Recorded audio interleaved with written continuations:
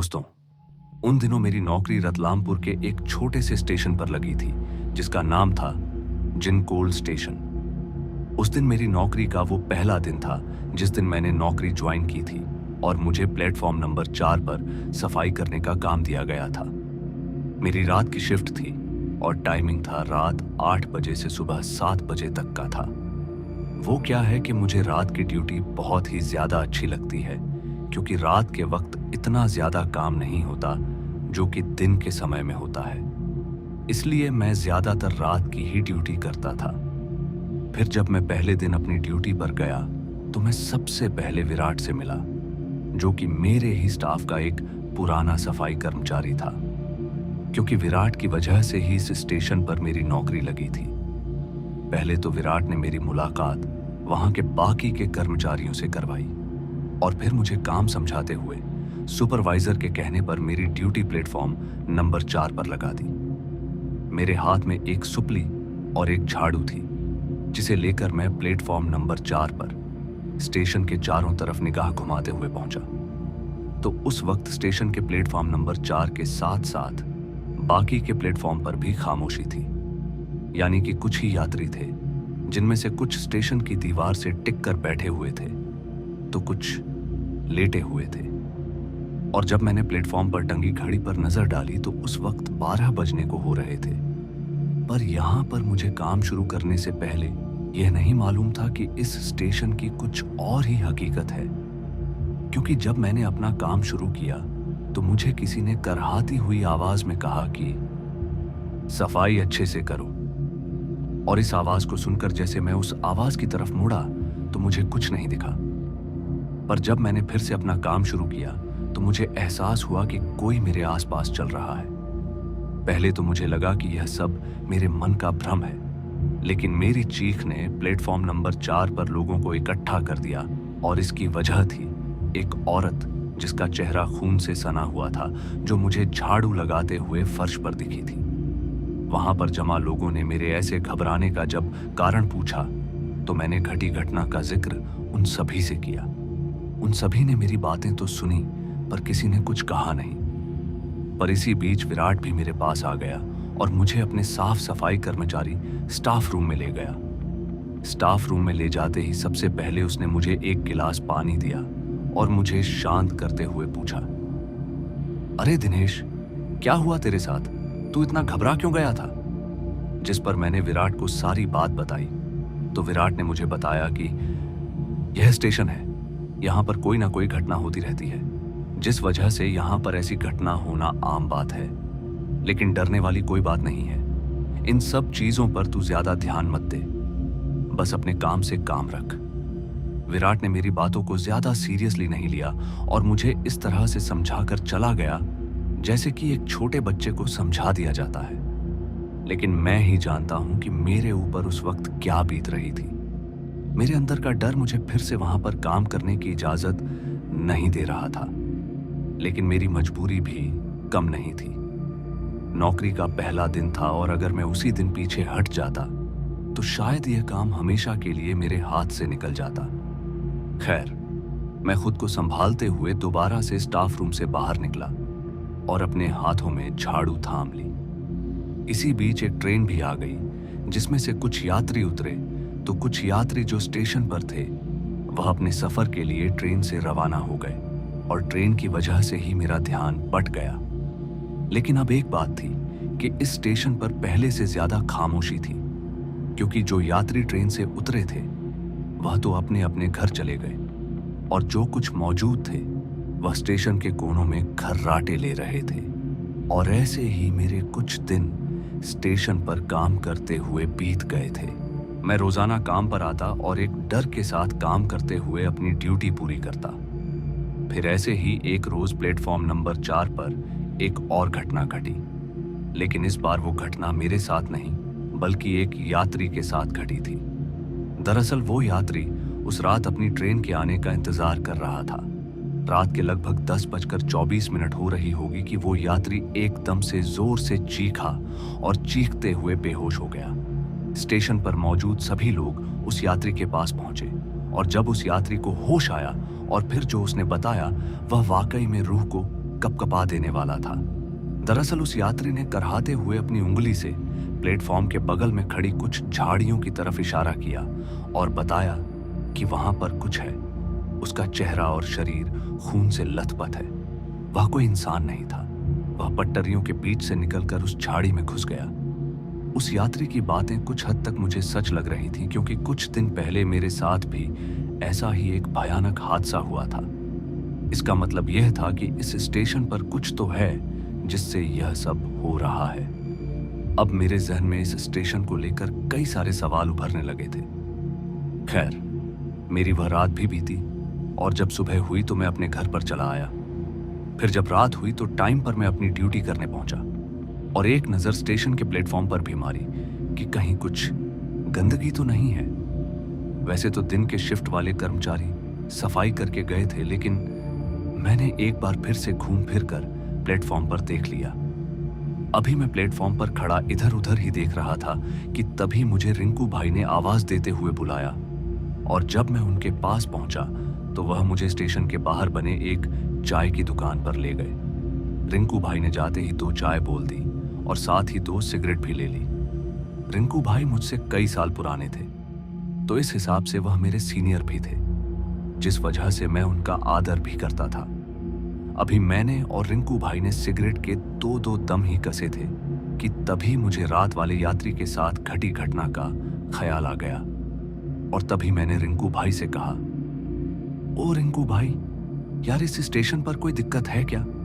मतलब कि यहाँ पर कुछ अजीब सा महसूस होता है, जैसे कोई भूत की तरह। पहले तो रिंकू भाई मेरी बात पर हंस दिए और सिगरेट में दम मारते हुए बोले, अरे तू क्यों डर रहा है? मैं हूं ना, कोई दिक्कत हो तो मुझे बता दियो।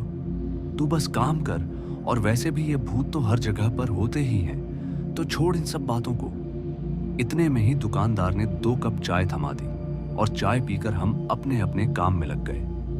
रात के अब 1 बज गए थे कि तभी यात्रियों से लदी एक ट्रेन स्टेशन पर आकर रुकी, जिस वजह से स्टेशन पर रात के वक्त छाई खामोशी अब कुछ देर के लिए चहल पहल में बदल गई और जब ट्रेन चली गई तो फिर से स्टेशन पर सन्नाटा धीरे धीरे अपनी दस्तक देने लगा। जैसे स्टेशन पर सन्नाटा पसरा कि तभी मेरी नजर प्लेटफॉर्म पर खड़े एक आदमी पर गई जो एकटक पटरियों को घूर रहा था। पहले तो मुझे लगा कि शायद वह आदमी ऐसे ही खड़ा है, लेकिन जब वह धीरे से प्लेटफॉर्म से नीचे उतरा तो मुझे खटकने लगा कि जरूर कुछ तो हुआ है इसके साथ। मगर क्या यह अब भी देखना बाकी था? जैसे ही वह यात्री पटरियों पर पहुंचा तो पता नहीं उसे क्या हुआ कि वो अचानक से पटरियों के बीच पड़े कचरे को बिनने लगा और जैसे जैसे वो यात्री कचरा उठा रहा था कि तभी मुझे एहसास हुआ कि उसी यात्री के साथ साथ एक परछाई चल रही है। जैसे वह परछाई झुकती तो वह यात्री भी झुकता और यह नजारा मैं कम से कम 10 मिनट तक खड़े खड़े वहीं पर देखता रहा और मेरा ध्यान उस यात्री से तब हटा जब रिंकू भैया ने मुझे जोर से आवाज देते हुए कहा, अरे दिनेश इधर आ। रिंकू भैया की आवाज सुनते ही मैं उनके पास चला गया और उस आदमी को मैं वैसे ही कचरा बीनते हुए वहीं पर छोड़ गया और जब मैं वापस आया तो तब तक वह आदमी वहां से चला गया था। अब सवाल तो मेरे जहन में बहुत थे उस आदमी को लेकर, लेकिन वहां पर किसी से भी बात करके कोई फायदा नहीं था। इसलिए उस रात मैंने अपना मुंह बंद ही रखा और इसी तरह मेरी उस रात की ड्यूटी भी पूरी हुई। लेकिन अगली रात मेरे साथ एक बहुत ही अजीब सी घटना घटी जिससे मेरे भीतर तक की रूह कांप गई। दरअसल जब मैं रात के 1 बजे प्लेटफॉर्म नंबर 4 पर सफाई कर रहा था कि तभी एक ट्रेन आकर रुकी जिसकी बोगियां जली हुई थी। वैसे तो उस ट्रेन का स्टॉपेज इस स्टेशन पर नहीं था, मगर आगे रूट बिजी होने की वजह से कुछ देर के लिए ट्रेन यहां पर रोक दी गई थी। खैर, ट्रेन के उन बोगियों को ऐसे जला हुआ देख मैं उस ट्रेन की बोगी की तरफ बढ़ा, यह देखने के लिए कि आखिर इस ट्रेन की बोगियों की हालत भीतर से कैसी है। पर पता नहीं क्यों बोगी के पास जाते ही मुझे एक अजीब सी दुर्गंध आने लगी, जैसे कि जले हुए मांस की तरह, जिसमें से पानी जैसा कुछ तरल पदार्थ निकलते वक्त आती है, और इसी वजह से मेरे पैर अपने आप ही रुक गए। मैं किसी तरह से अपने आप को उस दुर्गंध से बचाने के लिए उस ट्रेन से दूर हटने लगा, लेकिन वह दुर्गंध इतनी तेज थी कि अब मेरा जी तक मचलाने लगा था और फिर देखते ही देखते मुझे उसी वक्त उल्टी हो गई। मैंने अपने मुंह को कसकर ढक लिया ताकि वह दुर्गंध मेरे मुंह के भीतर और ना जा सके। लिहाजन मैं ऐसे अपने मुंह पर हाथ रखे हुए ट्रेन की बोगी से दूर काफी देर तक यूं ही खड़ा रहा और फिर कुछ ही देर में वो ट्रेन वहां से चली गई और जब वह ट्रेन चली गई तब जाकर मुझे थोड़ी राहत मिली। लेकिन अभी भी उस दुर्गंध की वजह से मेरा जी खराब हो रखा था, यानी कि रह रहकर मेरा उल्टी करने का मन कर रहा था, जिस वजह से मैं पूरी रात ड्यूटी पर परेशान रहा और मेरी तबीयत भी अब बहुत ज्यादा ढीली हो चुकी थी। खैर, जब मैं घर गया तो तबीयत खराब होने के चलते मैं सोता रहा, लेकिन पता नहीं क्यों मेरी हालत अभी भी वैसी ही थी जैसे कि रात भर ड्यूटी पर थी। मेरा मन तो नहीं था, पर मैं बीमार हालत में ही काम पर चला गया और जब मैं काम पर पहुंचा तो मेरी बीमार हालत देखकर सुपरवाइजर ने यह कहते हुए मुझे घर वापस भेज दिया कि अरे दिनेश, तुम आराम करो और जब ठीक हो जाओ तब आ जाना। मुझे ठीक होने में लगभग 2 से 3 दिन लग गए। अब मुझे पहले से काफी ज्यादा अच्छा लग रहा था, तो मैंने वापस से रुक किया स्टेशन पर। जब मैं काम पर पहुंचा तो रिंकू और विराट भैया मुझे देखते ही बोले, अरे क्या हो गया था तुझे, सब ठीक तो है? मैंने भी अपना सिर हाँ में हिलाया और मैं काम पर लग गया, पर मैंने उन्हें वह जली हुई ट्रेन वाली बात नहीं बताई जिसमें से दुर्गंध की वजह से मेरी तबीयत खराब हो गई थी। खैर, मैं तो अपनी झाड़ू लिए काम में लग गया, लेकिन आती हुए ठंडी हवाओं के झोंके ने स्टेशन पर दस्तक दे दी और फिर कुछ देर के बाद काले बादलों ने भी अपना सीना तान दिया। तेज कड़कड़ाती बिजली के साथ कुछ ही देर में बारिश भी शुरू हो गई, जिस वजह से प्लेटफॉर्म पर आता बारिश का पानी मुझे बार बार साफ करना पड़ रहा था। अभी मैं बारिश का पानी साफ कर रहा था कि तभी मुझे पटरियों के बीच छोटी सी बच्ची, यहीं कोई वह 9 से 10 साल की होगी, वह मुझे रोती हुई खड़ी नजर आई। वह बारिश के पानी में भीगते हुए बड़े ही अजीब तरीके से रो रही थी, जिसकी रोने की आवाज से मेरा दिल पिघल गया और मैं काम छोड़कर प्लेटफॉर्म से नीचे पटरियों की तरफ बढ़ने लगा।